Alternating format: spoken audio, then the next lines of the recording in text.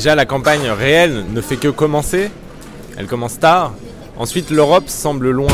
Or, moi, tout ce que j'essaye de dire et de montrer, c'est que cette distance est une illusion. L'air qu'on respire, la qualité des aliments qui sont dans notre assiette, ça dépend des normes européennes. 80% des règles qui impactent notre existence quotidienne dépendent des décisions qui sont prises à Bruxelles et à Strasbourg. Alors, il faut le répéter partout. Je vois aussi monter l'hostilité envers la construction européenne. Il faut répéter que sans l'Europe, nous ne sommes rien.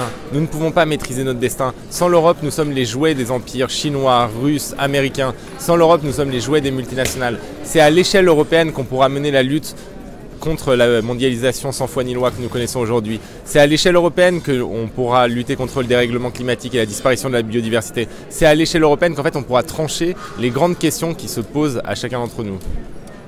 Deuxième question, pourquoi aujourd'hui vous pensez qu'on arrive à ce clivage finalement entre En Marche, le Rassemblement National? Vous avez trouvé, est-ce que les réponses elles sont aussi européennes?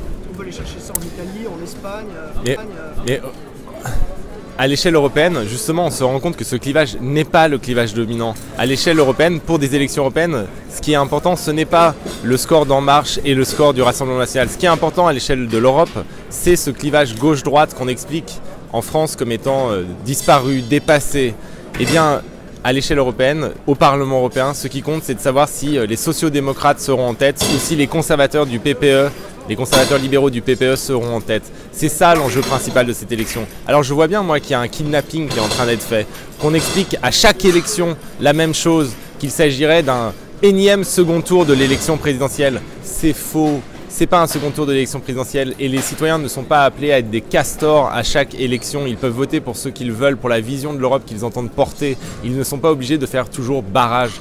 Et en plus, je trouve cette attitude du gouvernement et du président extrêmement dangereuse. Pourquoi ? Parce qu'à un moment, eh bien, les castors seront lassés.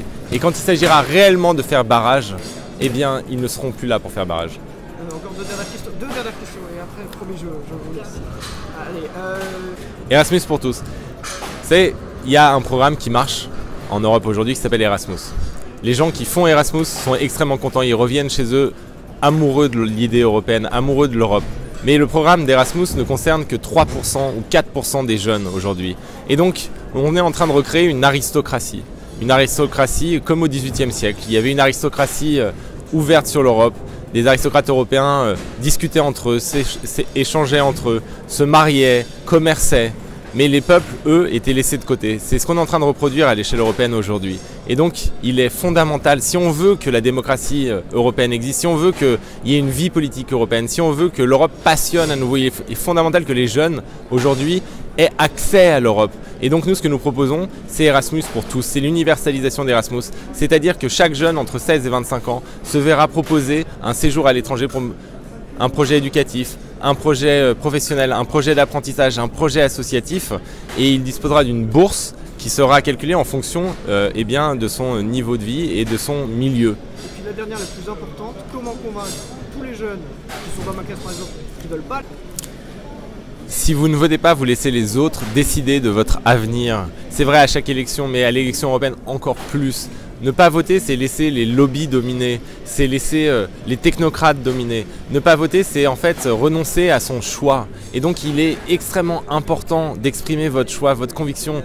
Vous voulez une Europe conservatrice, votez pour la droite. Vous voulez une Europe libérale, capitaliste, votez pour Macron. Vous voulez une Europe nationaliste, j'espère que vous ne le ferez pas, mais votez pour le Rassemblement National. Vous voulez une Europe sociale et écologique solidaire qui porte haut les valeurs de l'humanisme, votez pour notre liste. Mais de toute façon, votez et ne laissez pas les autres décider à votre place. Ne laissez pas en fait aussi être pris en otage. Ne vous laissez pas être pris en otage et votez selon votre cœur, selon votre conviction, selon vos principes.